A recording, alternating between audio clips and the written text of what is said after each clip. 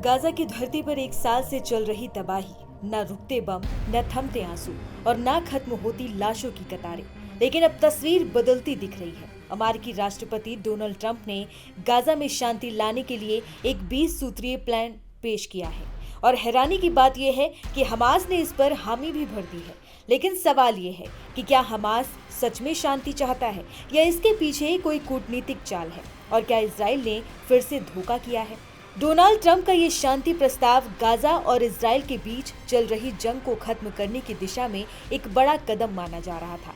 Trump ने साफ कहा था, अब जंग नहीं, सिर्फ शांति होगी। उन्होंने दोनों पक्षों से कहा कि अगर कोई इस समझौते का उल्लंघन करेगा तो उसे इसकी कीमत चुकानी पड़ेगी। लेकिन इस बीच एक चौंकाने वाली घटना हुई। इजराइल ने ट्रंप के आदेश के बावजूद गाजा पर हमला कर दिया।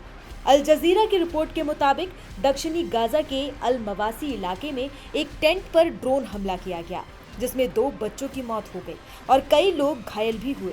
ये वही वक्त था जब ट्रंप ने इजराइल को हमला रोकने का आदेश दिया था। यानी शांति की बातों के बीच फिर से गाजा की हवा में बारूद की गंध घुल गई।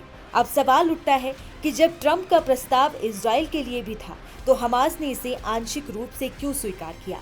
दरअसल हमास की मंजूरी के पीछे कुछ रणनीतिक वजह हैं।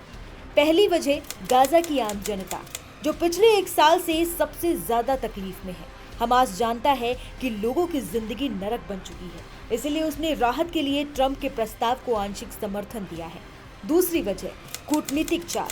अगर हमास इस प्लान को पूरी तरह से ठुकरा देता तो उसे दुनिया के सामने हटी और अमानवीय संगठन के तौर पर दिखाया जाता।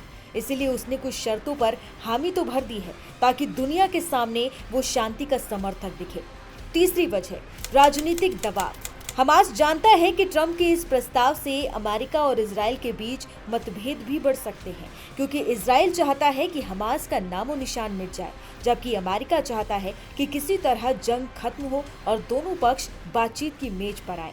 अगर इजराइल ट्रंप की बात नहीं मानता तो इससे अमेरिका नाराज हो सकता है और इसका फायदा सीधे हमास को मिलेगा। फिलहाल हमास ने हथियार डालने से मना कर दिया है। उसका कहना है कि पहले देखा जाएगा कि गाजा में कैसी सरकार बनती है, क्या वो स्वतंत्र फैसले ले पाएगी या किसी दबाव में रहेगी। यानी अभी हमास ने पूरी तरह झुकने से इनकार किया है।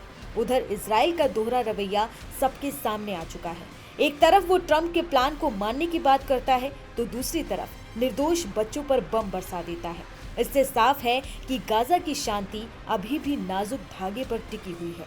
दुनिया की निगाहें अब इस बात पर हैं कि ट्रंप अपनी इस शांति योजना को कैसे जमीन पर उतारते हैं। तो क्या वाकई गाजा में अब जंग खत्म होने वाली है या फिर ये शांति योजना सिर्फ राजनीतिक दिखावा है?